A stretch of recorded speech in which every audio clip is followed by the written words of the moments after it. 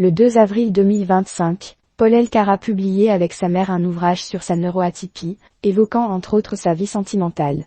Un sujet qu'il abordait pour France Dimanche, ce vendredi 18 avril. En 2019, le public des 12 coups de midi découvrait avec surprise l'élimination de Paul Elkarat, alors grand maître de midi avec 153 participations et 690 000 € de gains.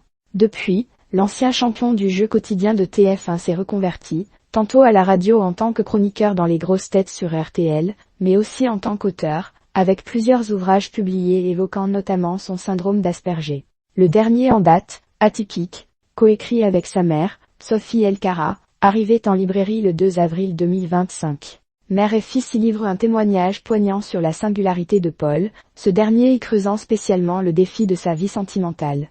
Un défi qu'il évoquait dans France Dimanche ce vendredi 18 avril. En effet, l'ancien maître de midi ne cache pas dans son nouveau livre avoir des difficultés à nouer des liens, aussi bien amicaux que romantiques, à cause de sa neuroatypie. Il y parle par exemple de « fiasco total ». Interrogé à ce sujet par France Dimanche, il confiait « Oh là, vaste sujet, j'ai tenté avec les deux neurotypiques et atypiques et ça n'a pas fonctionné.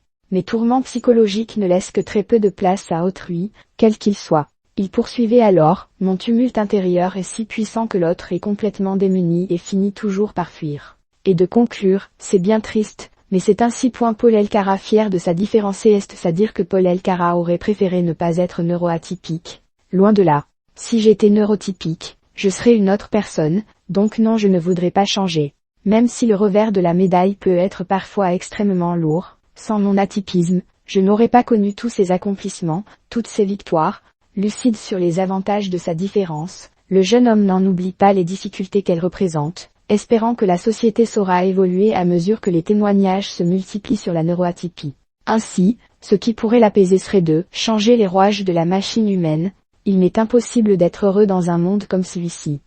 Quand je mets le pied dehors, je ne suis pas serein, toujours sur mes gardes, jamais détendu. Reste à voir si son message sera entendu.